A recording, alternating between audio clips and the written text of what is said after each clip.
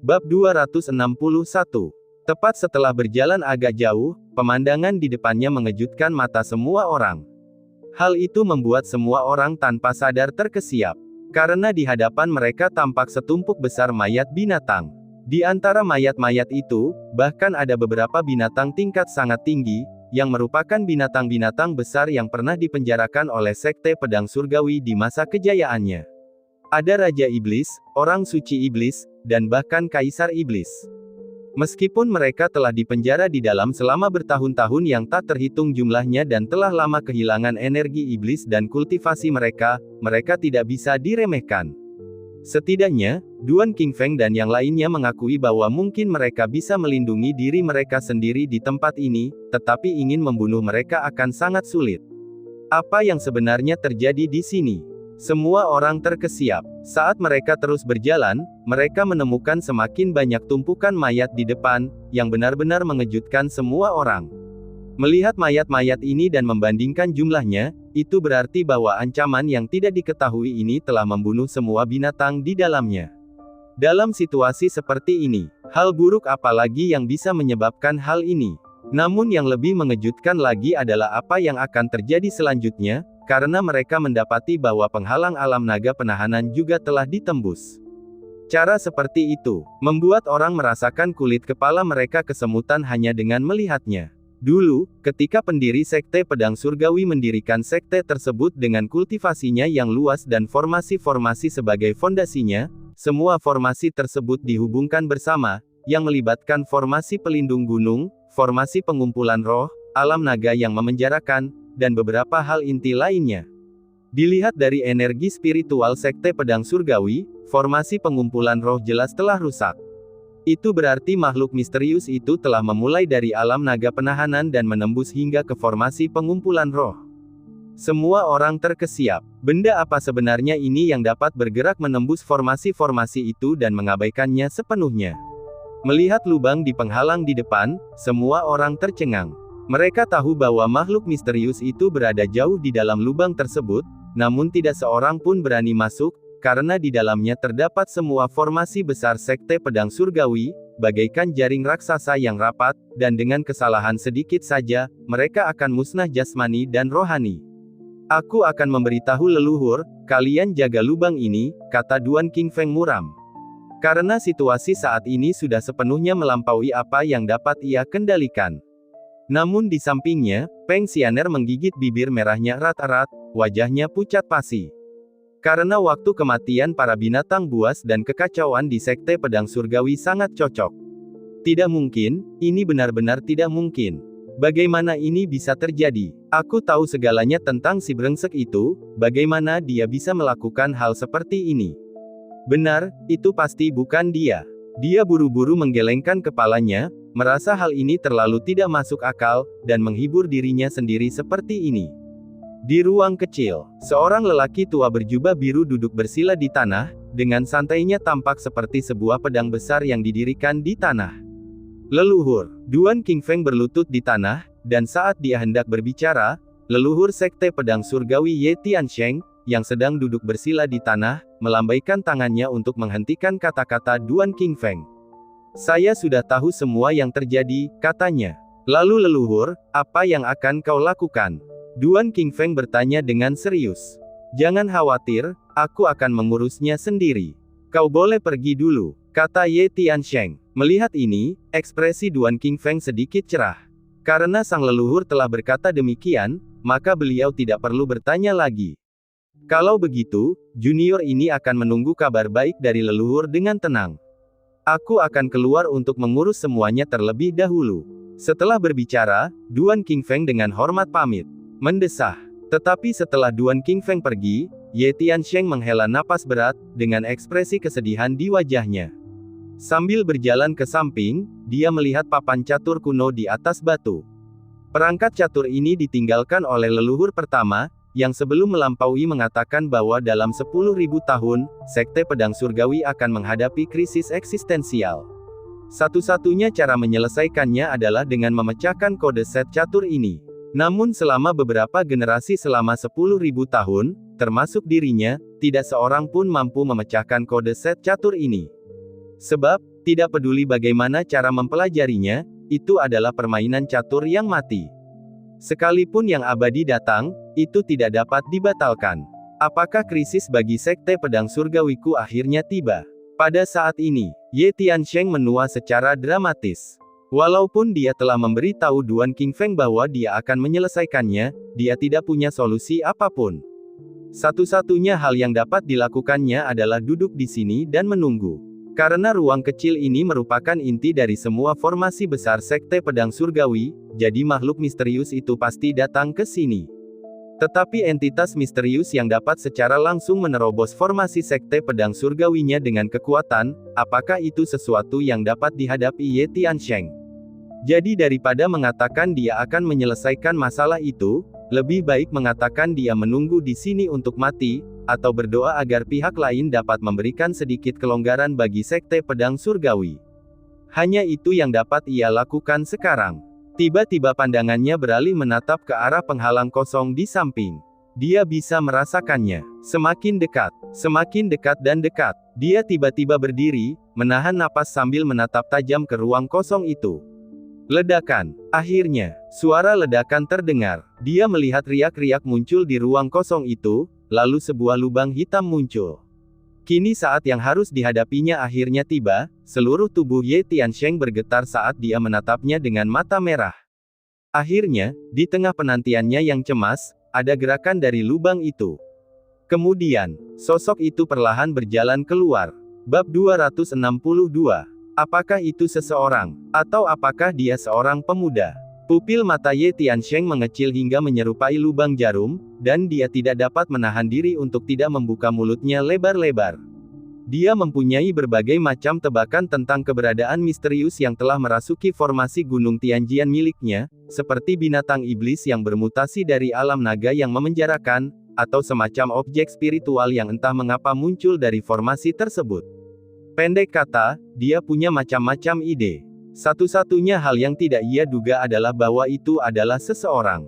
Dan terlebih lagi, itu adalah seorang pria muda. Bagaimana dia bisa muncul di dalam formasi itu? Selagi dia berpikir, Yi Feng mula-mula mengamati keadaan sekelilingnya, lalu menatapnya.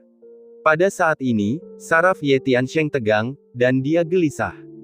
Sebab bagaimanapun dia mengamati, dia tidak bisa melihat kedalaman pemuda di depannya. Dia seperti manusia biasa pada umumnya. Namun, mungkinkah seseorang yang dapat melewati formasi seperti jaring besar itu adalah orang biasa? Tentu saja tidak. Itu hanya bisa berarti bahwa pemuda di depannya ini sangat kuat. Bahkan jika dia, Ye Tiansheng, mencoba yang terbaik, dia tetap tidak bisa mengintip sedikit pun. Akhirnya keluar, Yi Feng mendesah penuh perasaan. Melihat sekeliling, suasana di sini begitu damai, dengan seorang lelaki tua dan pondok beratap jerami. Dia pasti sudah meninggalkan batas Sekte Pedang Surgawi. Namun, dia harus mengagumi pengerjaan indah Sekte Pedang Surgawi, dengan begitu banyak dinding kaca, dan tempat dengan binatang buas sebelumnya. Dia benar-benar tidak tahu berapa banyak uang yang dibutuhkan untuk membangun sesuatu seperti ini. Setidaknya dia belum pernah melihat konstruksi semewah itu di kehidupan sebelumnya. Tentu saja, Yi Feng juga bertanya-tanya apakah ini semacam formasi atau tabu dari novel fantasi. Namun setelah dipikir-pikir lagi, dia menyangkalnya. Lagi pula, buku-buku mengatakan bahwa formasi dan tabu penuh dengan bahaya, namun dia, sebagai orang biasa, tidak hanya berjalan keluar dengan aman tetapi tidak menemui bahaya sama sekali. Jelas ini bukan formasi atau semacamnya. Wajah Yi Feng tampak benar-benar rileks.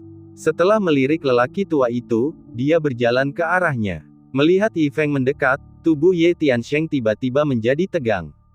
Keringat dingin pun mengalir. Apa yang akan dia lakukan?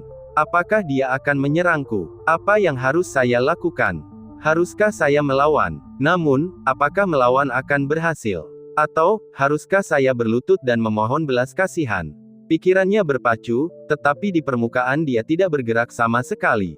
Faktanya, dia sudah panik di dalam, punggungnya sudah basah oleh keringat dingin. Begitu gugup, begitu gugup. Tapi tetaplah tenang, tetaplah tenang. Tidak boleh membiarkan dia melihat bahwa aku takut padanya, karena aku adalah garis pertahanan terakhir Sekte Pedang Surgawi. Ya, aku tidak takut, Aku tidak takut. Orang tua, apakah kamu terkena stroke? Akhirnya, Yi Feng menghampiri Ye Tiansheng dan melihat kakinya yang gemetar.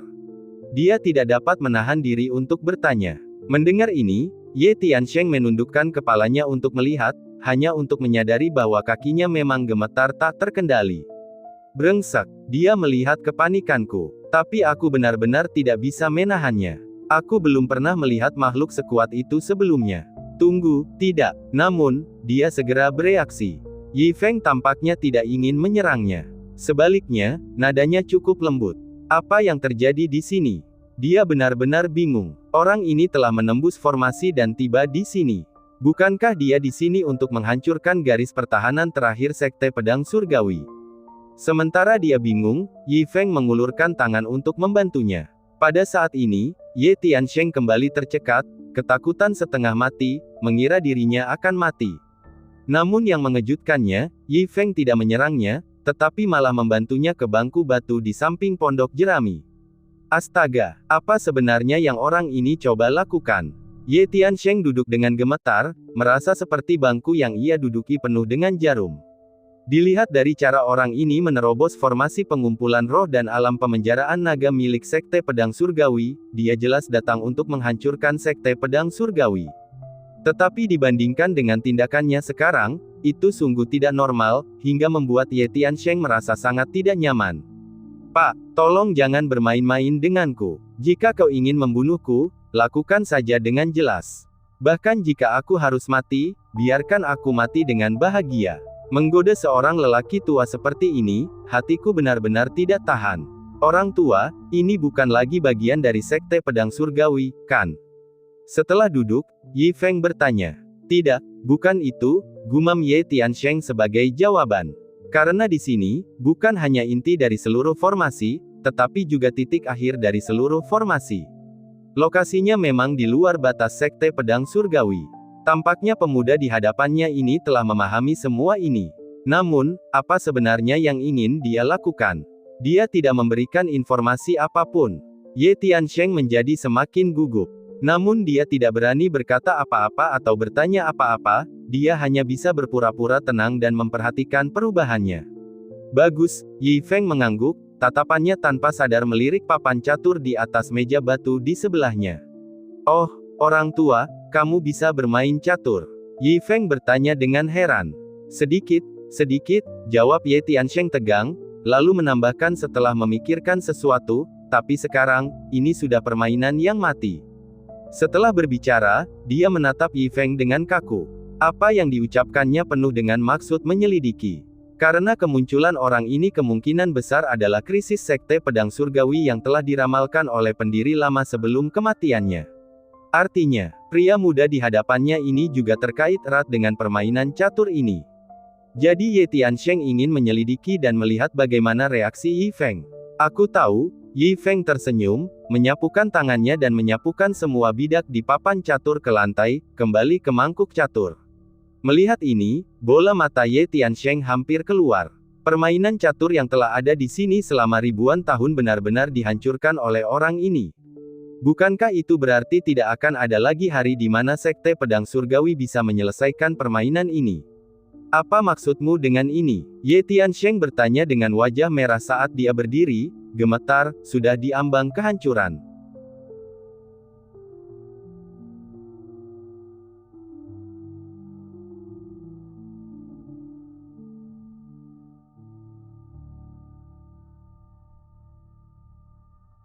Bab 263. Bo tua, jangan bersemangat. Melihat reaksinya, Yi Feng bergegas menjelaskan, aku baru saja melihatmu ingin bermain catur di sini, jadi aku ingin bermain catur denganmu. Aku tidak punya niat lain. Dan karena kita akan bermain catur, kita tentu tidak bisa bermain catur tanpa hasil, kan? Jadi, apa gunanya terus bertahan dengan kebuntuan ini? Sebaiknya kita mulai lagi dan memulai permainan baru yang menyegarkan. Tidakkah kau setuju? Yi Feng berbicara ringan sambil tersenyum tipis, membagi bidak catur hitam dan putih dengan rapi, lalu menaruhnya kembali ke dalam pot catur. Namun, pada saat ini, senyum Yi Feng tampak sangat tak terduga di mata Ye Tiansheng. Dan kata-kata Yi Feng terngiang dalam benaknya. Apa gunanya bertahan di jalan buntu? Mungkin lebih baik memulai dari awal lagi. Apakah dia menyiratkan sesuatu? Ye Tiansheng duduk lagi, dan pada saat yang sama menahan amarah yang dirasakannya karena permainan caturnya dihancurkan. Karena di hadapan keahlian Yi Feng, amarah dan impulsivitas tidak ada artinya. Sebaiknya dia tenang dulu dan perhatikan baik-baik apa yang dilakukan pemuda ini. Mungkin dengan cara itu, masih ada secercah harapan bagi Sekte Pedang Surgawi. Di sisi lain, pada saat yang sama Yi Feng menyingkirkan permainan caturnya, riak-riak tiba-tiba muncul dalam fluktuasi tak terlihat di atas Sekte Pedang Surgawi. Kemudian, di bawah mata yang tak terhitung jumlahnya, sebuah penghalang hancur seperti gelembung. Juga pada saat hancurnya itu, seluruh Sekte Pedang Surgawi mengeluarkan suara yang memekakkan telinga. Bumi berguncang dan bangunan yang tak terhitung jumlahnya runtuh, dengan retakan tanpa dasar membelah tanah. Apa? Formasi agung pelindung dan fondasi Sekte Pedang Surgawi telah hancur.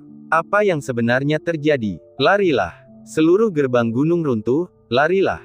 Dengan runtuhnya bangunan-bangunan dan hancurnya fondasi, formasi-formasi rusak yang tak terhitung jumlahnya bocor, memenuhi seluruh Sekte Pedang Surgawi dengan bahaya. Jadi pada saat ini, teriakan tragis terdengar di mana-mana di Sekte Pedang Surgawi, dan murid yang tak terhitung jumlahnya mulai terbang keluar dari gunung. Apa yang sebenarnya terjadi? Mungkinkah sesuatu telah terjadi dengan leluhur tua? Apakah Sekte Pedang Surgawi yang diwariskan turun-temurun selama beberapa generasi akan hancur begitu saja? Jauh di langit, Duan Qingfeng dan yang lainnya menyaksikan seluruh Sekte Pedang Surgawi di bawah mereka mulai runtuh, mata mereka dipenuhi amarah merah. Meski begitu, dia tetap bereaksi dengan benar melalui air matanya dan dengan cepat mengeluarkan perintah. Turunkan perintah, semua orang mengungsi dari Sekte Pedang Surgawi. Sekalipun gerbang gunung itu hancur, mereka tidak akan bisa membiarkan para pengikutnya di gunung ikut terkubur bersamanya. Bo tua, sudah dimulai. Yi Feng tersenyum tipis, perlahan-lahan menurunkan bidak catur putih di tangannya ke papan catur. Ye Tiansheng mengangguk, tetapi saat dia melihat ke arah papan catur, seluruh tubuhnya membeku karena terkejut. Terutama saat Yi Feng meletakkan bidak catur itu bagaikan sebuah batu yang dilemparkan ke danau yang tenang, menimbulkan riak di papan catur. Pada saat ini, seluruh papan catur berubah.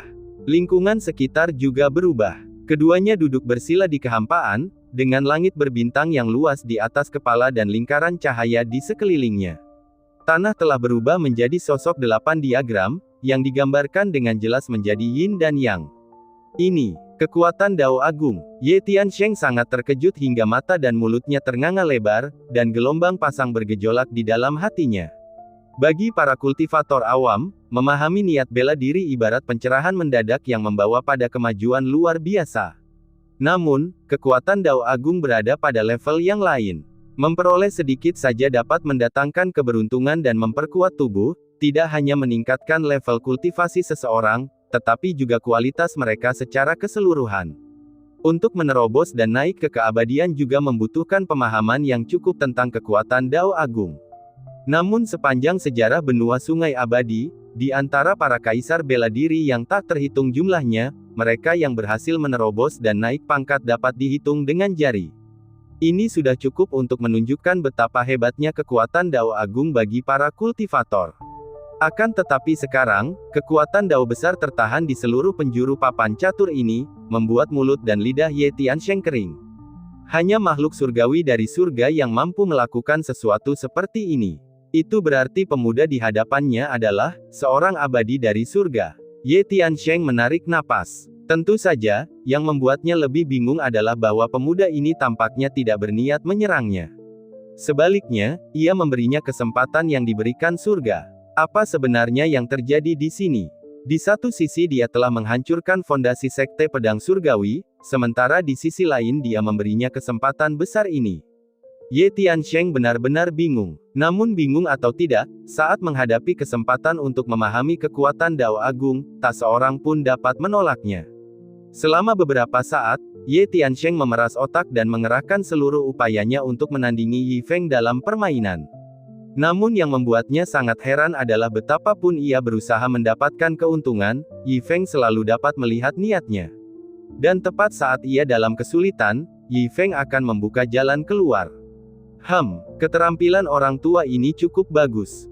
Sudah lama sekali saya tidak menikmati permainan yang menyenangkan seperti ini. Ini akan memberi saya banyak pengalaman. Melihat Ye Tiansheng, Yi Feng merenung dalam hati.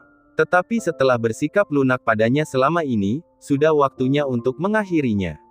Yi Feng tersenyum tipis dan meletakkan potongan terakhirnya. Ini hasil seri. Ye Tiansheng menatap papan catur di depannya, dipenuhi dengan ketidakpahaman. Karena Yi Feng memiliki banyak sekali peluang untuk menang tetapi malah berakhir seri. Apa maksudnya? Bab 264. Yi Feng hanya tersenyum. Karena mengalahkan orang tua ini tidak berarti apa-apa baginya. Lagi pula, dia adalah seorang yang lebih tua. Kita perlu memberinya sedikit muka. Tetapi melihat senyum Yi Feng yang misterius dan tak terduga, Ye Tiansheng bahkan lebih bingung. Namun, dalam permainan catur ini, dia memperoleh banyak wawasan, dan bahkan dia, bukan kaisar bela diri, benar-benar memahami jejak kekuatan Dao besar. Kesempatan ini, hanya menentang surga. Jalan kultivasinya di masa depan akan berjalan mulus, tanpa hambatan apapun. Baiklah, kawan lama, aku harus pergi. Yi Feng bangkit dan tersenyum pada Ye Tiansheng. Apa? Meninggalkan? Ye Tiansheng benar-benar tercengang. Di satu sisi dia telah menghancurkan fondasi sekte Tianjian, di sisi lain dia telah memberinya kesempatan, perilaku yang bertentangan ini, lalu pergi tanpa sepatah kata pun. Apa sebenarnya arti dari semua ini? Dan juga, masih ada permainan catur di meja batu yang berakhir seri, yang juga membuat Ye Tiansheng tidak dapat memahami pikiran Yi Feng sama sekali. Oh benar, kawan, bagaimana aku bisa pergi ke kota dari sini? Yi Feng berbalik dan bertanya lagi. Meskipun dia tidak tahu mengapa Yi Feng menanyakan hal ini, Ye Tiansheng tetap menunjukkan jalan keluar bagi Yi Feng. Tetapi, sampai sosok Yi Feng menghilang, keraguan di hatinya masih belum terselesaikan. Yi Feng perlahan berjalan di sepanjang jalan kecil itu. Ngomong-ngomong, ketika dia mengingat kembali sekte Tianjian sebelumnya, dia masih merasa sedikit tidak percaya. Dinding ini terlalu dalam. Anda mengatakan itu adalah formasi yang mengagumkan, dia, sebagai orang biasa, dapat melewatinya dengan lancar, dan tidak ada bahaya sama sekali. Tetapi jika Anda mengatakan itu benar-benar dinding kaca, itu juga membuat Yi Feng merasa dibuat-buat. Sekte keluarga manakah yang membangun begitu banyak dinding kaca yang hancur hanya dengan satu pukulan, hanya untuk dipajang? Lupakan. Jangan pikirkan itu lagi. Tetapi Peng Ying wanita yang sudah mati itu, jika ada kemungkinan, dia tetap harus dibunuh. Di kaki Gunung Tianjian, di dataran. Pengikut sekte Tianjian yang tak terhitung jumlahnya berkumpul di sini, semuanya berlumuran tanah dan acak-acakan. Banyak yang melihat ke arah gerbang gunung yang runtuh, dengan air mata keterikatan mengalir turun. Di satu sisi, yang dipimpin oleh Duan Qingfeng dan beberapa petinggi sekte Tianjian lainnya, juga memiliki mata merah. Sekte Tianjian yang sudah diwariskan turun-temurun selama bertahun-tahun, baru saja dihancurkan seperti ini, merupakan pukulan berat bagi mereka semua. Tetapi yang lebih menjengkelkan adalah mereka masih belum mengerti apa yang sebenarnya terjadi. Tepat saat Duan Qingfeng dan yang lainnya tengah berduka, seorang murid bergegas menghampiri sambil berteriak cemas. Ini buruk, pemimpin sekte. Sekte Tianmo, Lembah Angin dan Awan, Villa Gunung Bersalju, Sekte Pedang Kekaisaran, keluarga Li, dan banyak keluarga lainnya sedang menyerang. Apa? Ekspresi Duan Qingfeng dan yang lainnya berubah. Ketika mendongak, mereka melihat sosok-sosok yang tak terhitung jumlahnya terbang di kejauhan, berdesakan rapat, hamparan hitam yang luas. Dan memimpin mereka, adalah pemimpin sekte-sekte pedang kekaisaran yang Tianyu, penguasa lembah-lembah angin dan awan Yun Hao Tian, patriark keluarga Li Suhua, penguasa vila-vila gunung salju meniup Tianming kelima, dan pemimpin sekte-sekte suara iblis Sue Qinzu. Dan di belakang mereka ada banyak sekali guru besar dari berbagai sekte besar. Jajaran seperti ini, membuat kulit kepala seseorang bergetar, dan ekspresi murid-murid sekte Tianjian yang tak terhitung jumlahnya menjadi serius pada saat ini. Apa sebenarnya yang terjadi di sini? Apa sebenarnya yang telah dilakukan sekte Tianjian sehingga membuat manusia dan dewa marah? Pertama gerbang gunung dihancurkan, dan sekarang dikepung oleh kekuatan atas Nansha lainnya. Apa artinya ini, teman-teman? Duan Qingfeng bertanya dengan serius. Maksudnya itu apa? Di langit, Yun Hao Tian mendengus dingin dan menjawab, apakah kamu tidak tahu dengan jelas di dalam hatimu perbuatan keji macam apa yang telah dilakukan Sekte Pedang Surgawimu, namun kamu masih berpura-pura tidak tahu. Tindakan yang keji, jangan bicara omong kosong.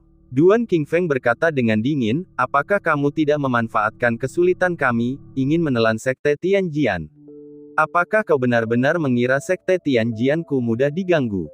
Saat suara Duan Qingfeng berakhir, puluhan ribu murid Sekte Tianjian secara bersamaan menghunus pedang mereka, suara pedang menenggelamkan langit, membuat angkasa memekakkan telinga. Melihat hal itu, para master puncak dari sekte-sekte besar pun memperlihatkan senjata mereka, energi primal mengepul di sekujur tubuh mereka. Di bawah energi purba yang mengepul, seluruh langit dataran dipenuhi awan yang bergolak. Pada saat ini, pedang terhunus dan busur terhunus. Sekte Tianjianmu benar-benar tidak tahu mana yang baik dan mana yang buruk, tetap tidak mau bertobat bahkan di ambang kematian. Sue Qinzu tertawa dingin dan berkata dengan dingin. Benar, gerbang gunung Sekte Tianjianmu telah hancur, namun kamu masih saja mengomel, apa gunanya?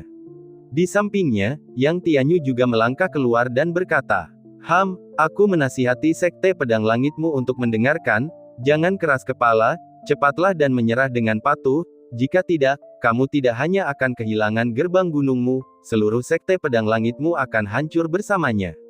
Tianming kelima juga berbicara dengan tegas. Merasakan sikap dalam nada bicara para pemimpin sekte ini, Duan Qingfeng akhirnya merasa ada yang tidak beres. Karena menurut apa yang mereka katakan, Sekte Tianjian miliknya telah melakukan tindakan keji yang membuat marah manusia dan dewa, dan karena tindakan inilah gerbang gunung Sekte Tianjian hancur, dan mereka dikepung oleh sekte-sekte besar. Apa sebenarnya yang terjadi? Apakah ada sesuatu yang kalian sembunyikan dariku?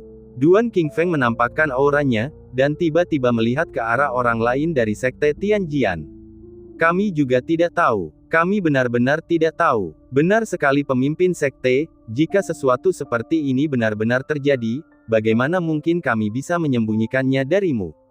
Merasakan tatapan Duan Qingfeng, sejumlah tetua sekte Tianjian, termasuk Peng Xianer, semuanya memancarkan suara sedih, bergegas menjelaskan.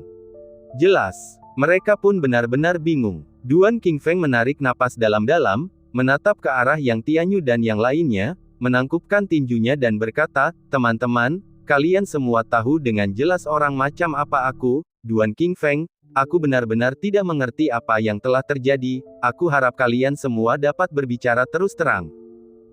Wajah Tianming kelima menjadi gelap, mendengus dingin, lalu suaranya yang bergulung-gulung terdengar keluar. Duan Qingfeng, tidak peduli apakah kamu pura-pura tidak tahu atau benar-benar tidak tahu, yang ingin kami katakan adalah, daripada bertanya kepada kami, kamu harus bertanya kepada murid baikmu di sana. Setelah berkata demikian, tatapan Tianming kelima dan yang lainnya tiba-tiba tertuju pada Peng Xianer di samping Duan Qingfeng. Bab 265. Xianer. Para anggota sekte Tianjian, termasuk Duan Qingfeng, semuanya mengubah ekspresi mereka dan dengan cepat melihat ke arah Peng Xianer di samping mereka. Dalam sekejap, tatapan mata yang tak terhitung jumlahnya tertuju pada Peng Xianer.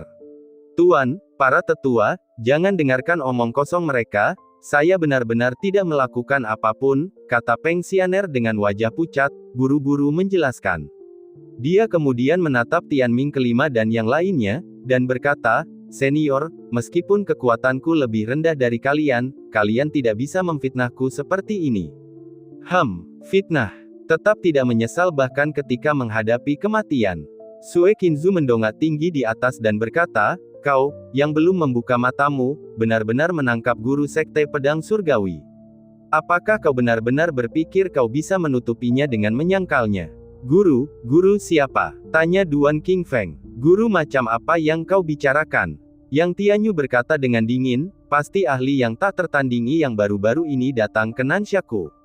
Dan murid kesayanganmu telah menangkapnya dan membawanya ke sekte pedang surgawi. Namun, Peng Xianer hanya mencibir, penatua yang, meskipun aku tidak tahu kapan aku menyinggungmu, bukankah alasanmu memfitnahku seharusnya sedikit lebih baik? Ahli yang tak tertandingi di Nansha itu memiliki pencapaian yang sangat tinggi, bagaimana mungkin aku, Peng Xianer, layak dan mampu menangkapnya ke Sekte Pedang Surgawiku. Meskipun aku berhasil menangkap orang biasa beberapa hari yang lalu, kau tidak mungkin menjadikan orang biasa itu sebagai tuan yang memfitnahku. Tetapi saat dia mengatakan ini, ekspresinya tiba-tiba membeku. Karena dia tiba-tiba teringat sesuatu. Orang biasa, orang biasa, orang biasa, mungkinkah? Pada saat ini, dia teringat Yi Feng yang telah menghilang di alam naga penahanan, teringat binatang buas yang telah menjadi mayat, dan teringat banyak detail.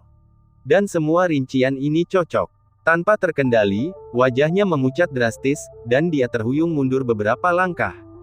Tidak, ini tidak mungkin, bagaimana ini bisa terjadi? Dia hanya orang biasa, bagaimana mungkin dia bisa menjadi ahli yang tiada taraf, dia jelas tidak berguna, ini sama sekali tidak mungkin. Dia bergumam cemas, menyangkal. Karena dia sama sekali tidak dapat menerima kenyataan ini. Bagaimana mungkin orang biasa yang ditinggalkannya ini bisa menjadi ahli yang tak tertandingi di mata banyak orang? Kalian pasti telah melakukan kesalahan, ini sama sekali tidak mungkin.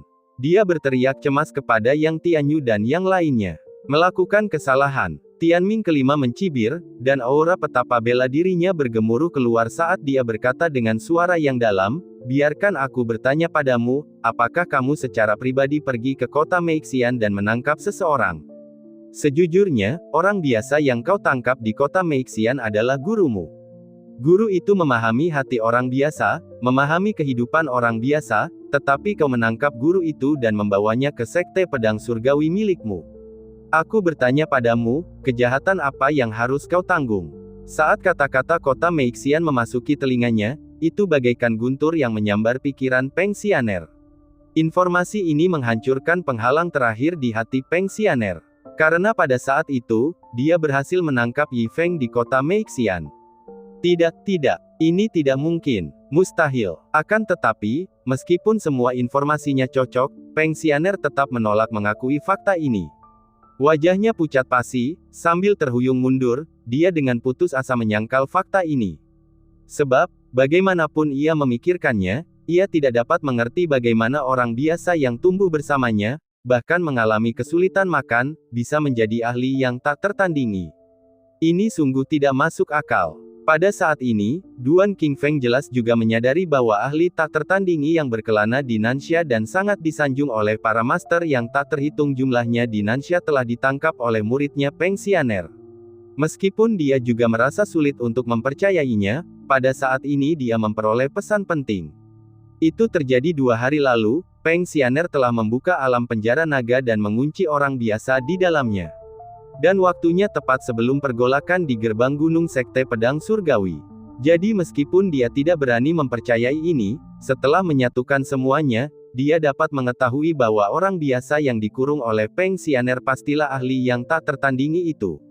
Tidak heran Sekte Pedang Surgawinya baik-baik saja, tetapi bahkan fondasi gerbang gunung pun hancur. Jadi ternyata itu adalah perbuatan baik yang dilakukan oleh murid ini. Kau benar-benar kurang ajar, membuat Sekte Pedang Surgawiku begitu menderita. Memikirkan hal ini, Duan Qingfeng menjadi sangat marah hingga dia menunjuk Peng Xianer dan batuk darah. Jelaslah bahwa karena muridnya inilah seluruh gerbang gunung Sekte Pedang Surgawi dihancurkan dan dikepung oleh beberapa sekte besar yang datang untuk mengutuk mereka.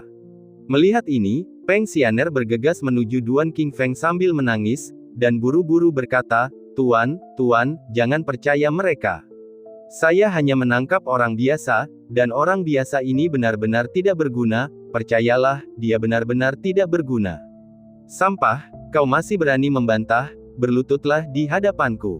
Dalam kesedihan yang amat mendalam, Duan Qingfeng membuat segel tangan yang langsung menyegel kultivasi Peng Xianer dan memaksanya berlutut di tanah.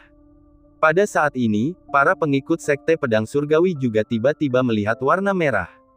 Bagi mereka, Sekte Pedang Surgawi adalah rumah mereka. Namun, sekarang, rumah tempat mereka tinggal selama bertahun-tahun telah menjadi reruntuhan.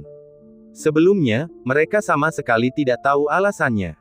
Tetapi sekarang, mereka akhirnya mengerti bahwa Peng Xianer lah yang telah menyakiti ratusan ribu pengikut dan menyebabkan mereka kehilangan gerbang gunung sekte. Bunuh dia, kuliti dia, aku akan memakan dagingnya. Menyedihkan. Harus membunuhnya. Pada saat ini, banyak murid Sekte Pedang Surgawi mengeluarkan suara gemuruh yang menggetarkan bumi. Karena tindakan sembrono satu orang, ratusan ribu dari mereka terlibat dan kehilangan gerbang gunung mereka benar-benar tidak dapat mentolerirnya. Banyak lagi yang menyerbu Peng Xianer dengan mata merah, ingin membunuh Peng Xianer dengan tangan mereka sendiri. Dalam sekejap, gadis suci dari Sekte Pedang Surgawi yang sebelumnya menyendiri kini menjadi seperti tikus jalanan, yang dikutuk oleh semua orang. Di bawah tatapan penuh kebencian dan teriakan yang menggetarkan bumi, Peng Xianer gemetar ketakutan, merangkak ke arah Duan Qingfeng, dan memohon dengan sedih, "Guru, selamatkan aku, selamatkan aku. Aku benar-benar tidak tahu bahwa orang yang tidak berguna itu adalah guru itu. Aku selalu berpikir dia tidak berguna. Kau tidak bisa menyalahkanku untuk ini." Bab 266. Ledakan. Akan tetapi, Duan Qingfeng melambaikan telapak tangannya, dan suatu kekuatan bergemuruh menghantam tubuh Peng Ying, menghantamnya ke tanah dengan keras. Kemudian, dia menangkupkan tinjunya dan menatap Yang Tianyu dan yang lainnya dengan mata merah, dengan sedih berkata, "Semuanya, hari ini Sekte Pedang Surgawiku salah. Aku akan membiarkan kalian membawa Peng Xianer ini pergi dan menyerahkannya kepada pria itu untuk dibuang. Aku harap kalian semua yang telah berurusan dengan pria itu dapat memberikan kata-kata yang baik untuk Sekte Pedang Surgawiku dan mengampuni kami kali ini." Setelah berkata demikian, kakinya tiba-tiba menghentak tanah. Ledakan. Tanah retak disertai suara gemuruh. Kemudian dia bersujud lagi dengan berat dan berkata dengan mata merah, "Aku mohon padamu." Pada saat ini, Master Sekte yang awalnya bergengsi telah menua beberapa tahun dalam sekejap. Jelaslah bahwa Duan Qingfeng dapat dengan jelas memahami konsekuensi apa yang akan ditimbulkan insiden ini jika ditangani dengan tidak tepat. Ini adalah konsekuensi yang tidak mampu ditanggung oleh Sekte Pedang Surgawinya. Oleh karena itu, pada saat ini, dia membuat pilihan yang bijaksana. Ketua Sekte. Melihat ini, para tetua dan banyak murid Sekte Pedang Surgawi juga tersipu-sipu. Untuk memperjuangkan jalan keluar bagi para murid ini, pemimpin sekte bergengsi dari Sekte Pedang Surgawi bersujud di depan umum. Menyaksikan pemandangan ini, Yang Tianyu dan yang lainnya juga merasa tidak enak badan. Meskipun sekte-sekte ini secara terbuka bersaing dan bersekongkol satu sama lain secara rahasia pada masa-masa normal, tindakan Duan Qingfeng pada saat ini masih membuat mereka merasa kagum. "Duan Tua, kami tidak punya hak bicara apapun di hadapan tuanku, tetapi aku dapat menunjukkanmu jalan yang terang," kata Yang Tianyu saat ini. "Saya harap Anda akan menasihati saya." Duan Qingfeng gemetar saat dia melihat Yang Tianyu. "Tuan itu murah hati. Kalau bukan karena kepicikan muridmu, dia tidak akan meledak dalam kemarahan seperti itu," kata Yang Tianyu. "Meski begitu, tuan itu hanya menghancurkan pintu masuk sektemu dan tidak melukai orang yang tidak bersalah. Ini cukup untuk menunjukkan bahwa tuan itu bermaksud memberimu jalan keluar. Karena itu, tinggalkan Peng Xianer dan cepatlah pergi," kata Yang Tianyu. Mendengar ini, hati Duan Qingfeng bergetar. Itu benar, meskipun pintu masuk sektenya hancur, kecuali beberapa pengikutnya yang malang yang terjebak di dalamnya, sebagian besar tidak terluka. Ini sudah cukup untuk menunjukkan bahwa pria itu telah menunjukkan belas kasihan. Kalau tidak, dengan kemampuan pria itu, jika dia benar-benar ingin menghancurkan Sekte Pedang Surgawinya, mungkinkah Duan Qingfeng masih berdiri di sini dan berbicara? "Terima kasih atas belas kasihan dan pengampunan Anda, Tuan." Dia bersujud dengan kuat ke arah Sekte Pedang Surgawi. Kemudian dia bangkit lagi dan membungkuk kepada Yang Tianyu dan yang lainnya, "Terima kasih semuanya." Dia bangkit, membawa puluhan ribu pengikut Sekte Pedang Surgawi untuk mundur. "Tuan, jangan selamatkan aku." Melihat ini, Peng Xianer, yang tergeletak di tanah seperti lumpur, berteriak memohon. Namun Duan Qingfeng dan yang lainnya tidak memandangnya lagi. Dalam ketakutannya, dia menoleh ke arah Yang Tianyu dan yang lainnya lagi, lalu membenturkan kepalanya ke tanah dengan keras, dan buru-buru memohon, "Aku mohon, tolong lepaskan aku. Kami tidak berani membiarkanmu pergi. Nasibmu akan ditentukan saat tuanku tiba di sini." Yang Tianyu mendengus dingin, tidak menunjukkan belas kasihan terhadap Peng Xianer. Mendengar ini, Peng Xianer terjatuh tak bernyawa ke tanah.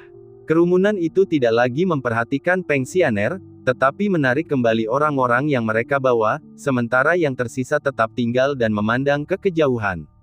Di sana, seorang pemuda berjalan santai. Di tangannya, dia memegang seekor ikan. Ikan ini adalah ikan yang baru saja ditangkap Yi Feng di tepi sungai saat menuruni gunung. Melihat ikan ini, orang banyak tidak dapat menahan diri untuk tidak menghela napas. Pria ini benar-benar menjalani kehidupan yang tanpa beban sepenuhnya.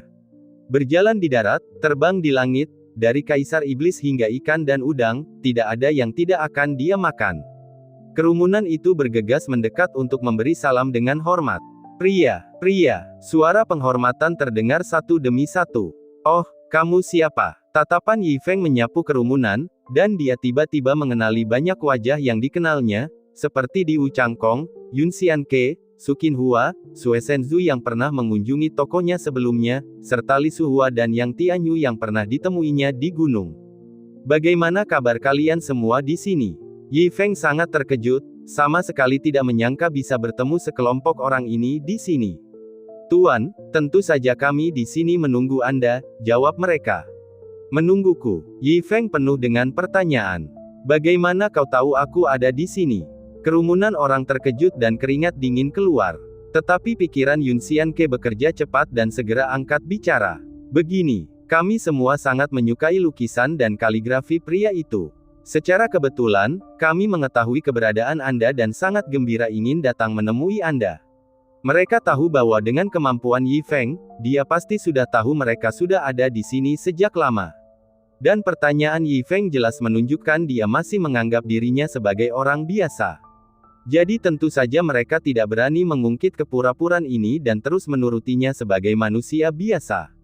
Suka lukisan dan kaligrafi. Yi Feng teringat bagaimana kelompok ini terpesona dengan barang-barang yang dibuatnya sebelumnya, dan tiba-tiba paham, mereka semua pasti orang-orang yang berseni. Mengatakannya seperti ini, orang-orang ini adalah penggemarnya. Jadi kalian semua penggemarku. Yi Feng tersenyum ringan, ekspresinya senang. Melihat ekspresi Yi Feng, orang banyak pun bergegas ikut bernyanyi, ya. Melihat ini, Yi Feng tampak berkata, sudah kuduga. Ia tidak menyangka akan memiliki penggemar yang begitu antusias bahkan di dunia yang berbeda ini. Mereka datang dari jauh hanya untuk menemuinya. Tampaknya musik dan lukisannya sudah cukup terkenal di daerah ini, penggemarnya bahkan mencarinya sendiri di Nansha. Pada saat ini, Yi Feng anehnya merasa seolah-olah dirinya telah menjadi selebriti yang dicari-cari, mungkin hanya orang-orang berbakat seperti Li Bai di dunia lamanya yang akan mendapatkan perlakuan seperti ini. Sementara itu, Peng Ying yang terbaring di tanah menyaksikan kejadian ini dengan mata kosong. Meskipun dia selalu tidak mau mengakui bahwa kekasih masa kecil yang ditinggalkannya ini adalah seorang ahli yang tidak ada bandingannya, ketika dia benar-benar melihat para guru utama Nansha begitu hormat di hadapan Yi Feng, dia tidak dapat lagi menyangkal fakta ini. Hal ini sangat menyiksanya. Dengan kata lain, kekuatan besar yang dikejarnya, peluang terbesar yang dicarinya, sebenarnya ada di sisinya. Terutama ketika dia mencampakkan Yi Feng agar bisa bergabung dengan gerbang Qingshan dan bersama Yu Wuji, bukankah itu sama saja dengan membuang obat spiritual dan malah memetik rumput liar? Memikirkan hal ini, dia merangkak ke arah Yi Feng dan memohon, Yi Feng, aku salah, kumohon, aku salah. Yi Feng yang tengah berbincang-bincang dengan orang banyak, melihat Peng Ying merangkak dalam kondisi menyedihkan itu dan terkejut hingga tak dapat berkata-kata. Bab 267. Bagaimana dia bisa ada di sini? Dan terlihat begitu menyedihkan. Apakah itu kalian? Yi Feng melihat ke arah Yang Tianyu dan yang lainnya. Tuan, mohon jangan bersikap sopan. Wanita ini telah menyinggung Anda berkali-kali, jadi kami tentu ingin menangkapnya agar Anda dapat menanganinya sesuai keinginan Anda. Semua orang bergegas berkata. Mendengar ini, Yi Feng terkejut dalam hatinya. Dia tersentuh. Benar-benar menyentuh hati. Penggemar ini agak terlalu berdedikasi, mereka bahkan berurusan dengan Peng Ying untuknya. Orang-orang ini tidak hanya memiliki beberapa keterampilan, mereka juga tahu tentang keluhan antara dia dan Peng Ying, dan bahkan menangkap kultivator Peng Ying ini. Namun jika dipikir-pikir lagi, itu juga masuk akal. Karena mereka mampu menekuni seni, latar belakang keluarga mereka pasti tidak buruk, terutama karena mereka adalah penduduk lokal Nansha, memiliki pengaruh adalah hal yang wajar. Namun Yi Feng akhirnya merasakan derita para selebriti tersebut di kehidupan sebelumnya. Maksudnya, saat dia sudah agak terkenal, semua hal tentang dia akan terbongkar semua, bukankah keadaan dia saat ini seperti ini? Yi Feng, kumohon padamu, tolong beri aku kesempatan. Aku tahu aku salah. Kumohon, biarkan aku bersamamu lagi, oke? Saya akan melayani Anda dengan baik. Pada saat ini, Peng Ying memeluk kaki Yi Feng dan memohon dengan histeris. Namun, Yi Feng sama sekali tidak mempercayai omong kosongnya, dan mengusirnya. Wanita sialan itu mencoba membunuhku, dan masih ingin bersamaku, omong kosong. Namun Peng Ying merangkak lagi, menangis dan memohon, aku benar-benar tahu aku salah, aku bisa melayanimu dengan baik, bukan? Dulu kamu paling suka bersamaku, tidakkah kamu menginginkanku lagi? Mendengar ini, Yi Feng merasa jijik. Orang-orang punya pilihan mereka sendiri, dia punya pilihannya sendiri, Yi Feng bisa mengerti. Paling buruk, mereka bisa saja berpisah. Tetapi wanita mati ini telah menyebabkan begitu banyak masalah baginya selama ini. Dia tidak merasakannya sebelumnya, tetapi sekarang dia menyadari bahwa dia hanyalah seorang jalang teh hijau, dengan rencana yang sangat dalam. Wanita seperti ini, harus dia singkirkan. Sambil menggertakkan giginya, Yi Feng menusuk dadanya dengan pisau. Anda, Peng Ying menatap Yi Feng, matanya penuh keengganan saat dia jatuh ke tanah. Setelah membunuh Peng Ying, Yi Feng juga merasakan beberapa emosi. Mereka adalah kekasih masa kecil, tetapi berakhir seperti ini, sungguh tidak terduga. Berbalik untuk melihat semua orang, Yi Feng menangkupkan tinjunya dan berkata, semuanya, terima kasih banyak. Jika kalian butuh bantuan di masa mendatang, bicaralah saja. Tuan, Anda sangat baik.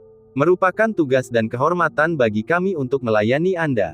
Semua orang sangat gembira. Menangkap Peng Ying yang kecil saja sudah membuat mereka mendapat hukuman seperti ini dari Yi Feng, itu benar-benar berharga. Di bawah pengawalan kelompok, Yi Feng akhirnya menuju kota Gunung Tianjian. Pada saat ini, tempat itu telah menjadi reruntuhan. Duan Qingfeng berlutut di depan Ye Tiansheng, melaporkan semua yang telah terjadi. Hahaha, aku mengerti, akhirnya aku mengerti. Tetapi mendengarkan laporan Duan Qingfeng, Ye Tiansheng malah tertawa, wajahnya penuh kegembiraan saat dia bergumam pada dirinya sendiri. Melihat ini, Duan Qingfeng dan yang lainnya merasa bingung. Gerbang Gunung Sekte Tianjian hancur, namun dia tertawa begitu bahagia, apa sebenarnya yang terjadi? Mendesah. Melihat ekspresi bingung semua orang, Ye Tiansheng menggelengkan kepalanya dan tersenyum, Qingfeng, aku tahu kamu kesal karena gerbang gunung dihancurkan, dan bahkan membenci senior itu. Tapi kamu tidak boleh berpikir seperti itu. Leluhur tua, dia menghancurkan gerbang gunung kita dengan tangannya sendiri. Bagaimana mungkin aku tidak membencinya? Wajah Duan Qingfeng sulit dilihat. Karena kekuatan senior itu, dia tidak berani mengatakan apapun di permukaan, dan bahkan langsung menyerahkan Peng Ying. Tetapi untuk mengatakan dia tidak membencinya di dalam hatinya, itu tidak mungkin. Kamu benar-benar bodoh. Ye Tiansheng menggelengkan kepalanya dan memperingatkan, kita seharusnya tidak membenci senior itu sama sekali. Sebaliknya, dia adalah dermawan sekte pedang surgawi kita. Dermawan. Mendengar ini, Duan Qingfeng semakin bingung, dan dengan cepat bertanya, leluhur tua, apa sebenarnya yang terjadi? Ye Tiansheng tersenyum misterius, lalu menceritakan kepada Duan Qingfeng tentang pertemuannya sebelumnya dengan Yi Feng. Leluhur tua, aku masih belum mengerti. Tolong beri aku pencerahan. Setelah mendengarkan, Duan Qingfeng masih memiliki banyak keraguan dan bertanya tentang kebingungannya. Baiklah, biar aku jelaskan satu persatu, dan tunjukkan padamu betapa cerdasnya senior itu. Ye Tiansheng mendesah penuh perasaan, lalu perlahan mulai berbicara. Bab 268. Apakah kau ingat bahwa leluhur pendiri bernubuat bahwa sekte pedang surgawi kita menghadapi bahaya kehancuran dan tidak mampu memecahkan kebuntuan untuk waktu yang lama? Tanya Ye Tiansheng. Saya ingat, Duan Qingfeng mengangguk. Ye Tiansheng melanjutkan, lalu bagaimana menurutmu, apakah sekte pedang surgawi kita telah berhasil melewati krisis pemusnahan ini? Mata Duan Qingfeng membelalak karena terkejut. Maksudmu, benar sekali, kebuntuan sekte pedang surgawi kita telah terpecahkan. Ye Tiansheng mengelus jenggotnya dan tertawa, dan ini juga hal yang paling berpikiran terbuka tentang pria itu. Gaya penulisannya patut disebut sebagai orang suci zaman ini, dan pikirannya seluas surga. Karena bahkan dalam situasi di mana Peng Xianer begitu picik, dia tidak membunuh semua orang. Dia hanya menghancurkan pintu masuk sekte pedang surgawi kita sebagai pelajaran kecil. Tidak hanya itu, dia bahkan menggunakan pelajaran ini untuk memecahkan kebuntuan sekte pedang surgawi kita. Selain itu, dia memberiku kesempatan. Jadi, bagaimana ini bisa bukan orang suci zaman ini? Ye Tiansheng bertanya secara retoris. Mendengar ini, Duan Qingfeng tiba-tiba menyadari. Benar apa yang dikatakan Ye Tiansheng. Meskipun fondasi sekte mereka hancur, anggota sekte tersebut tidak terluka. Selain itu, kebuntuan yang tidak terpecahkan selama ribuan tahun telah teratasi. Awalnya, dia masih berduka atas hancurnya pintu masuk sekte. Pada saat ini, kesedihannya akhirnya sirna. Ye Tiansheng menatap Yi Feng dengan kagum dan berkata, jadi sekarang ketika aku berpikir kembali ke saat pria itu menghentikan permainan catur yang buntu itu dan mengatakan kepadaku bahwa tidak ada gunanya bertahan pada permainan yang sudah tidak ada gunanya lagi, lebih baik kita memulai permainan yang baru. Aku akhirnya mengerti arti sebenarnya. Ternyata dia mengingatkanku bahwa sekte pedang surgawi kita harus dilahirkan kembali. Beruntunglah aku tidak bertindak gegabah saat itu. Kalau tidak, aku pasti sudah terjerumus ke jurang yang tidak bisa dihindari. Itu benar. Duan Qingfeng juga penuh emosi. Apa yang awalnya dia pikir sebagai malapetaka bagi sekte pedang surgawi ternyata menjadi berkah dan kelahiran kembali bagi sekte pedang surgawi. Leluhur tua, maafkan ketidaktahuanku, tapi bagaimana dengan permainan yang ditarik itu? Duan Qingfeng tidak dapat menahan diri untuk bertanya. Mendengar ini, Ye Tiansheng menghela nafas dan berkata dengan sungguh-sungguh, itu harus dianggap sebagai peringatan terakhir dari pria itu. Karena dia bisa dengan mudah mengalahkanku, tetapi pada akhirnya dia berakhir dengan hasil seri. Ini sama saja dengan memberitahu kita bahwa dia punya banyak cara untuk menghancurkan sekte pedang surgawi kita, tetapi dia bersedia memberi kita jalan keluar. Ini sama saja dengan memberi kita jalan keluar, lalu meminta kita untuk menjaga diri kita sendiri. Oleh karena itu, kita tidak boleh gagal untuk menepati kebaikan pendahulu kita. Pada saat yang sama, kita harus memperbaiki sekte dan mencegah hal-hal seperti Peng Xianer terjadi lagi. Juga, ketika membangun kembali pintu masuk sekte, kita harus membangun patung orang suci yang meniru pria itu agar orang-orang dapat menyembahnya. Siapapun dari sekte pedang surgawi yang mendekat harus membungkuk 3 kali. Ya, Tuan. Duan Qingfeng mengangguk dengan sungguh-sungguh, tatapannya penuh rasa terima kasih terhadap Yi Feng. Karena pria ini benar-benar orang suci. Dia berbaik hati membangun kembali sekte pedang surgawi mereka, dan pantas mendapatkan semua ini. Dan dalam hatinya, dia juga merasakan penyesalan yang mendalam atas kebenciannya sebelumnya terhadap Yi Feng. Melihat Yi Feng pergi, dia membungkuk dalam-dalam. 2 hari kemudian, karena sekte pedang surgawi tidak jauh dari kota Meixian, Yi Feng telah kembali ke kota Meixian dan berkumpul dengan Pak Tua Wang dan yang lainnya. Setelah beristirahat seharian, Yi Feng siap melanjutkan perjalanan bersama semua orang. Bagaimanapun, dia masih khawatir tentang pernikahan muridnya. Yang Tianyu dan yang lainnya mengucapkan selamat tinggal kepada Yi Feng, dengan ekspresi enggan di wajah mereka. Semuanya, terima kasih banyak atas waktu yang diberikan, tetapi saya masih memiliki urusan mendesak yang harus diselesaikan, jadi saya permisi dulu, kata Yi Feng lembut. Selamat jalan, Tuan. Kami dengan hormat mengantar kepergian senior, kata mereka semua dengan hormat. Oh ya, bagaimana aku bisa menghubungi kalian semua di masa mendatang? Yi Feng tiba-tiba teringat untuk bertanya.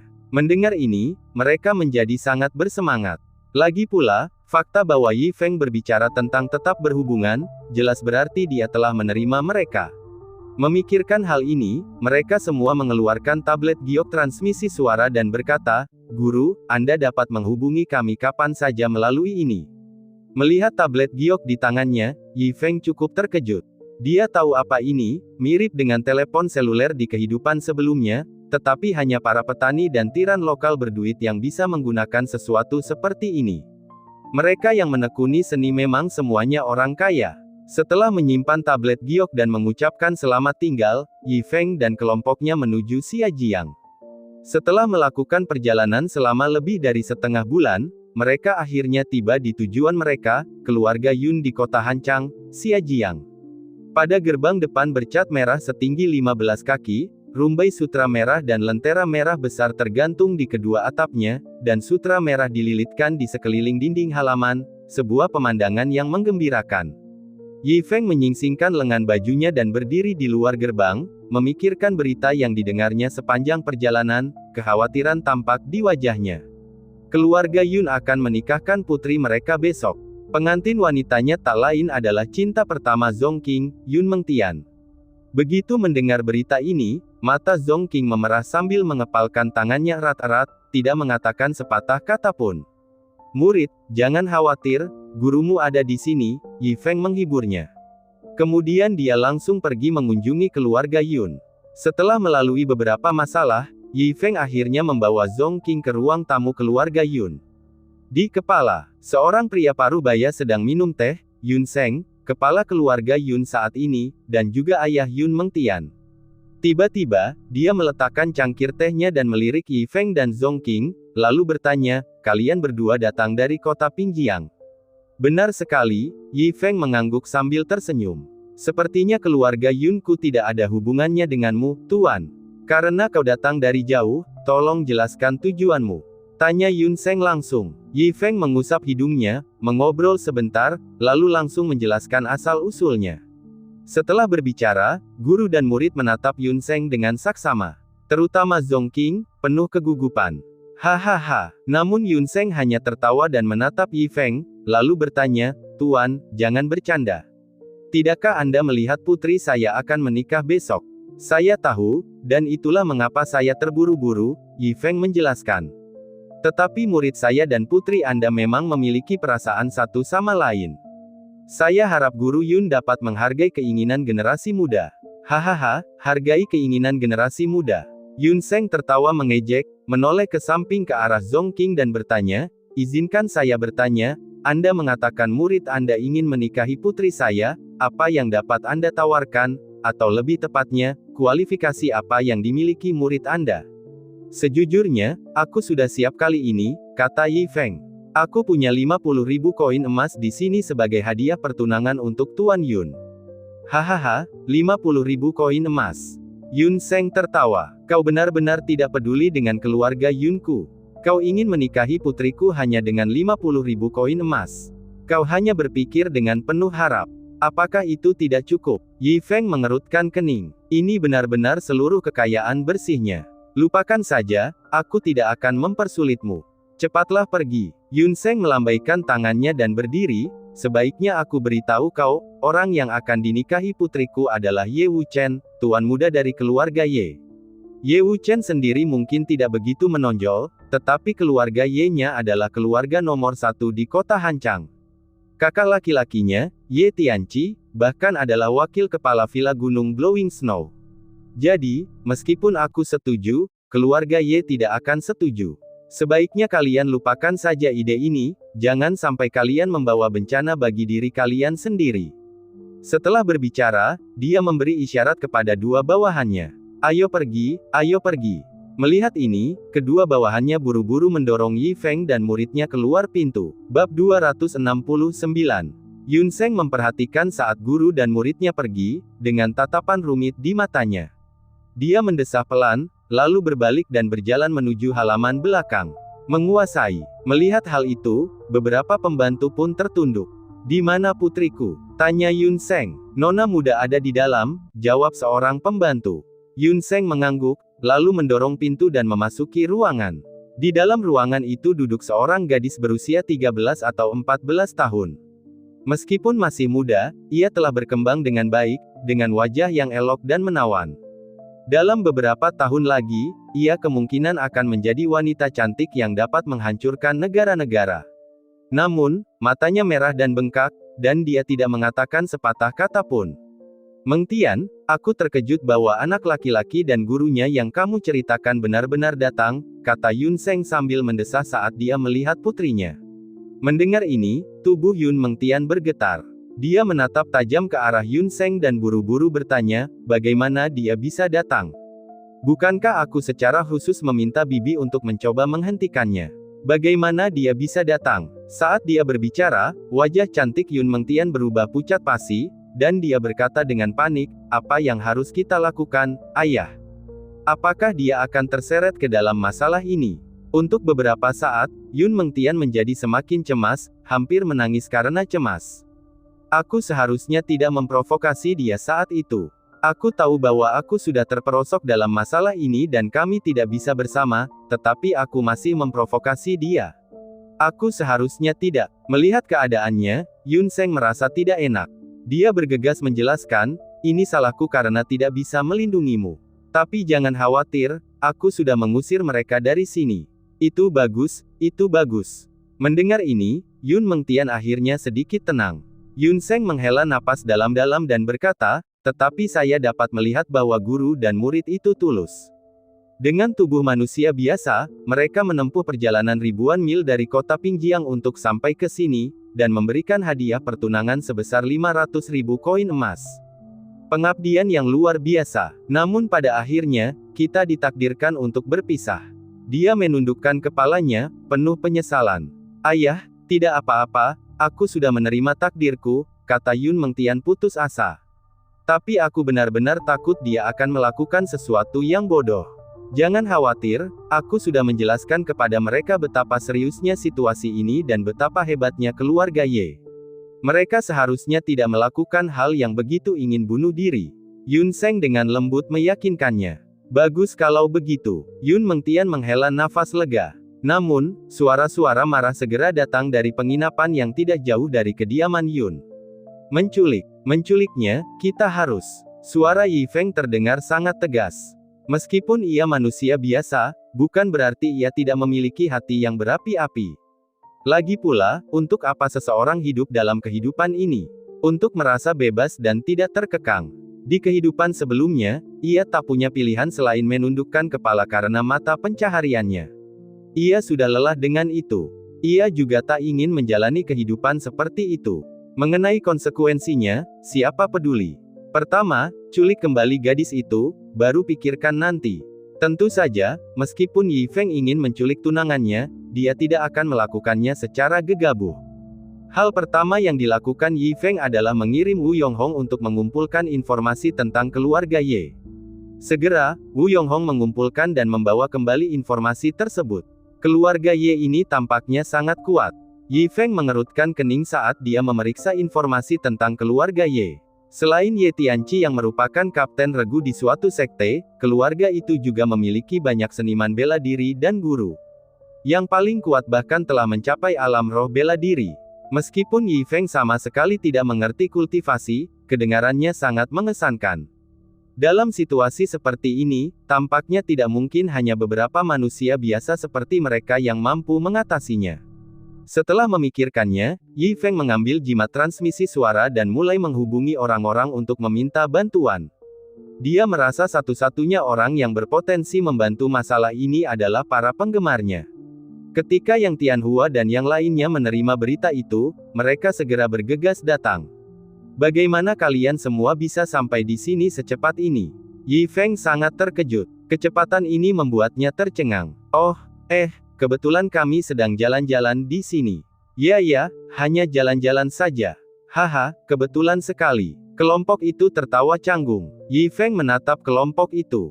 Selain menganggapnya sebagai kebetulan, dia tidak tahu harus berkata apa lagi. Dia kemudian kembali ke topik utama, teman-temanku, sekarang aku ingin meminta bantuan kalian untuk sesuatu. Silakan, Tuan. Kelompok itu menjadi bersemangat. Karena Yi Feng meminta bantuan mereka, itu berarti dia masih memikirkan mereka. Saling balas seperti itu akan membuat mereka semakin dekat seiring berjalannya waktu. Mungkin suatu hari nanti saat Yi Feng bahagia, ia mungkin akan menghadiahi mereka sesuatu yang kecil. Itu sudah cukup untuk membuat mereka bahagia seumur hidup. Aku berencana untuk menculik seorang pengantin, kata Yi Feng dengan suara rendah. Menculik seorang pengantin. Kelompok itu langsung berteriak kaget. Set, jangan terlalu berisik. Yi Feng segera membuat gerakan diam. Kelompok itu segera terdiam dan merendahkan suara mereka agar senada dengan suara Yi Feng. Yi Feng kemudian dengan lembut menjelaskan seluruh cerita kepada mereka, dan memberi tahu mereka tentang rencananya untuk menculik pengantin wanita besok. Hal ini membuat Yang Tianhua dan yang lainnya sangat tersentuh. Bos ini, dia benar-benar punya jiwa petualang. Pada dasarnya, ia meminta mereka untuk cosplay dan berperan sebagai figuran. Namun, tentu saja mereka tidak berani menunjukkan hal ini kepada Yi Feng. Mereka hanya bisa menurutinya dan dengan sungguh-sungguh berjanji akan membantu Yi Feng. Senang sekali punya penggemar seperti kalian. Yi Feng tersentuh hatinya. Itu tugas kita, itu tugas kita. Kelompok itu menanggapi dengan rendah hati. Menerima pengakuan ini dari Yi Feng membuat mereka sangat gembira. Tetapi harus kukatakan, kalian harus tetap memikirkannya dengan jernih. Masalah ini cukup berbahaya, lanjut Yi Feng. Kudengar keluarga Ye memiliki ahli martial spirit. Tingkat kultivasi seperti itu mungkin mengerikan. Bab 270. Semangat bela diri. Semua orang saling berpandangan, lalu dengan cepat menyetujui, ya, menakutkan sekali. Benar-benar mengerikan. Setelah berbicara, semua orang tidak dapat menahan diri untuk tidak terkesiap. Tidak hanya itu, selain roh bela diri ini, ada juga banyak master bela diri dan master bela diri agung serta kekuatan tulang punggung lainnya. Singkatnya, keluarga Ye ini masih sangat kuat dan menakutkan. Yi Feng berkata kepada semua orang lagi, karena orang lain bersedia membantunya, dia harus memberi tahu semua orang tentang bahayanya kali ini. Ya, keluarga Ye ini tampaknya benar-benar menakutkan.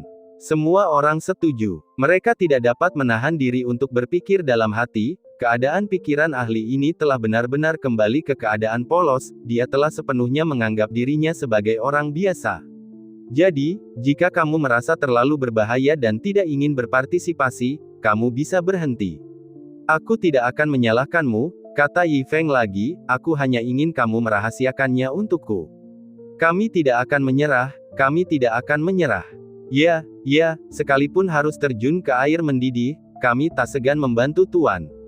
Semua orang buru-buru berkata. Melihat ini, Yi Feng menjentikkan jarinya. Siap, penggemar ini sungguh berdedikasi. Kalau begitu, mari kita bahas operasi ini dengan hati-hati, kata Yi Feng sambil menutup pintu dan jendela rapat-rapat.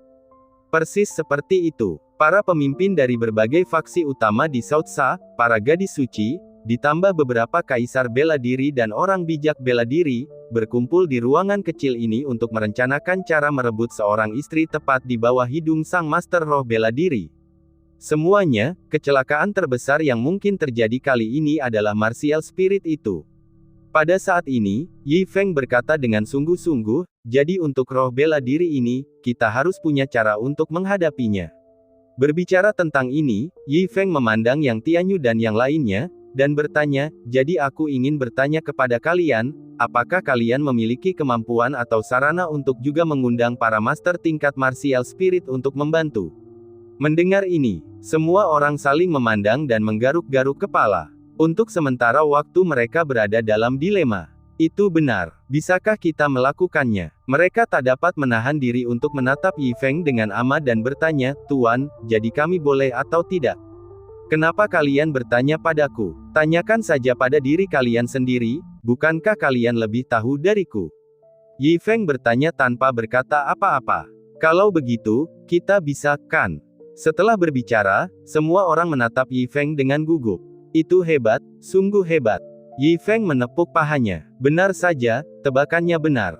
Orang-orang yang berseni ini sungguh punya kedalaman, mereka sungguh bisa mengundang master seperti martial spirit yang kedengarannya sangat kuat.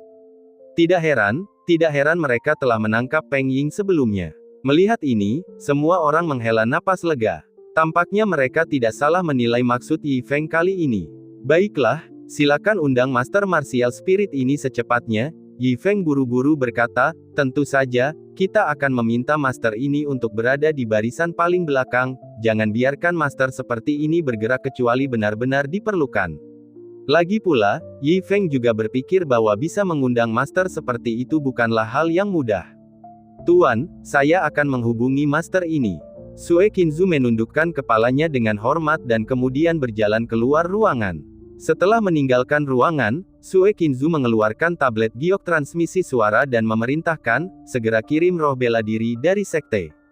Setelah menerima tanggapan dari ujung lain, Sue Qinzu kembali ke kamar.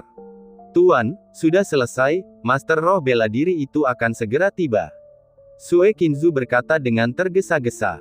Bagus sekali. Suara gembira Yi Feng terdengar, tentu saja dia tidak sepenuhnya terbawa suasana karena penambahan roh bela diri. Karena dia tahu bahwa dengan masuknya Master Martial Spirit ini, hanya akan menyelesaikan kekhawatiran mereka di belakang, mereka masih harus hati-hati merencanakan masalah perebutan istri. Porkrong, tugasmu besok adalah. Dan Paman Wang, tugasmu adalah. Yi Feng memberikan tugas kepada semua orang, lalu menatap Lu Benwei dan berkata, dan kau berlari cepat dan diam-diam, kau bertanggung jawab untuk mengambil sedan pengantin, mengerti? Dan murid, kau tinggal menunggu di tempat yang ditentukan untuk menerimanya. Begitu istrimu sudah di tangan, naiklah ke atas kudamu dan lari. Lalu bagaimana dengan kami, Tuan? Sue Qinzu dan yang lainnya bertanya. Sedangkan untukmu, kau harus tetap bersamaku. Jika kita harus bertarung, aku khawatir aku akan membutuhkan bantuanmu. Yi Feng berkata, tentu saja, aku tidak membutuhkanmu untuk benar-benar melawan mereka, cukup buat mereka sibuk. Dipahami. Semua orang menanggapi. Bagus, rencananya sempurna. Yi Feng bertepuk tangan dan akhirnya mengingatkan dengan sungguh-sungguh, tetapi semuanya, saya harus mengingatkan kalian sekali lagi, kita adalah orang biasa, kita tidak bisa mengalahkan para kultivator dalam konfrontasi langsung. Jadi ketika saatnya tiba, kalian harus tetap tenang, hanya kalahkan mereka dengan kecerdikan, jangan menyerang mereka dengan kekerasan. Hindari perkelahian jika memungkinkan, mengerti? Memahami. Semua orang menanggapi. Melihat ini, Yi Feng akhirnya menunjukkan senyum puas. Sekarang, semua persiapan telah dilakukan kecuali angin timur. Selama Master Martial Spirit itu tiba, mereka dapat mengambil tindakan kapan saja.